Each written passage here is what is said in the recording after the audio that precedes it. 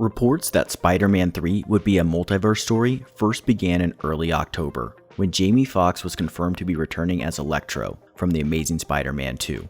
Since then, there has been confirmation of Alfred Molina's return as Doc Ock, Doctor Strange was confirmed to be in the film, Skrulls are involved in the Spider-Man storyline, a recent Daredevil rumor came out, and of course, the rumor that Tobey Maguire and Andrew Garfield will both be returning as Spider-Man, with Kirsten Dunst returning as Mary Jane and Emma Stone returning as Gwen Stacy. It has become very clear that WandaVision will set up a multiverse storyline, with Wanda tearing a hole in the multiverse. And now it's all but confirmed that the MCU will be telling a multiverse story over the next few years.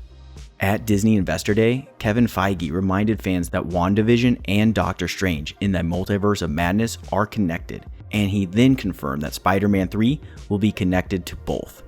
That was all the confirmation fans needed, that Spider-Man 3 would be the second act in the multiverse trilogy.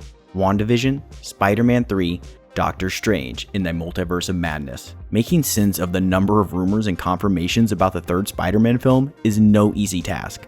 But with the amount of hints and information given to us, we can certainly try to understand Spider-Man 3 and its inclusion into the multiverse trilogy. If you're enjoying this video so far, please let us know by subscribing to our channel and giving us a quick like right now. Okay, it's probably best to start with the elephant in the room, the ending of Spider-Man Far From Home. Mysterio's contingency plan was to blame his death on Spider-Man and then reveal to the world that Peter Parker is Spider-Man. That is no easy task to resolve. In the comics, when Spider-Man's identity was revealed to the world, Doctor Strange uses magic to make the entire world forget. Doctor Strange's inclusion in the film means that it's entirely possible that he resolves Peter's identity crisis. After being hunted down and caught up in a multiverse conflict, it is entirely possible that Peter Parker will go to Doctor Strange at some point in the film, possibly the end, to get the entire world to forget his identity. But it is more than likely that Doctor Strange is in this film because multiverse madness is his specialty, and this film will take place during a time that people are spilling out of the multiverse. There are, of course, other ways for the world to forget. Skrulls are a part of the Spider-Man films because of Talos' inclusion in the Spider-Man Far From Home. A popular fan theory is a Skrull could become Peter Parker and watch Spider-Man swing across New York. And of course, there is a chance that because of the multiverse, someone will see either Tobey or Andrew swinging in their suits and learn it's not Peter Parker. Live-action Spiderverse is clearly the goal here, with 3 Spider-Men, their love interests, and some of the villains returning. The film is still very much a Tom Holland Spider-Man film, so fans who are worried that he will be a mere cameo in his own movie can hold their concerns until more is known. The other Spider-Men are likely going to show up for the back half of the film instead of being present from the beginning, and be Tom Holland's backup as he fights the Sinister Six. Speaking of the Sinister Six, it is more than obvious at this point that the Sinister Six will be in this film. A major concern by many was that cramming 6 villains into a movie would make it super convoluted. Sam Raimi's third Spider-Man film and The Amazing Spider-Man 2 each had 3 villains, and they were both messy. Those were due largely to studio interference, but regardless, it is common knowledge that many villains do not work in a film. Marvel Studios and Sony seem to have found a way around this complicated task. The multiverse. The multiverse is a way to bring in more villains without having to make time to set up for each of them individually. It is gutsy, and there is no denying that it could still go wrong, but it is a very clever way to introduce the Sinister Six. The MCU has already introduced a number of Spider-Man villains. Mysterio, Vulture, and Shocker have all been main players, and Scorpion had a cameo in the post-credit scene of Spider-Man Homecoming. But the multiverse seems to be bringing some new villains with it. Alfred Molina is reprising his role as Doc Ock from Spider-Man 2. And Jamie Foxx is reprising his role as Electro from The Amazing Spider-Man 2. Fox has stated, however, that he will not be Blue in Spider-Man 3, but that does not mean he cannot come from the Andrew Garfield Spider-Man universe. They can easily explain what happened to him. Bringing in 2 villains from different universes means the director John Watts does not have to go through the complicated task of developing 2 more villains. There will obviously be some explanation, but their motivations exist in their own franchise, and they do not need to be prioritized. This allows more villains to be on the screen, and the main villain of the film to be fleshed out. So who is the Sinister Six? It is safe to assume Mysterio will be back. It is entirely possible his death was faked. But in the MCU, Mysterio represents a group of people, and any of them could pick up the physical mantle if Jake Gyllenhaal's Quentin Beck is actually dead. Vulture is still alive, along with Shocker and Scorpion.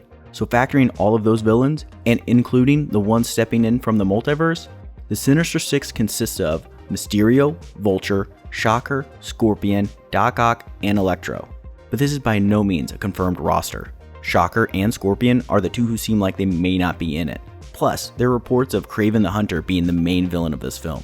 Sony is also releasing Morbius in March that could directly connect to live-action Spideyverse. Jared Leto's character could cross over into the MCU. Venom has also been on the table, but with him being a good guy in the Sony universe, it's hard to imagine him trying to kill Spider-Man.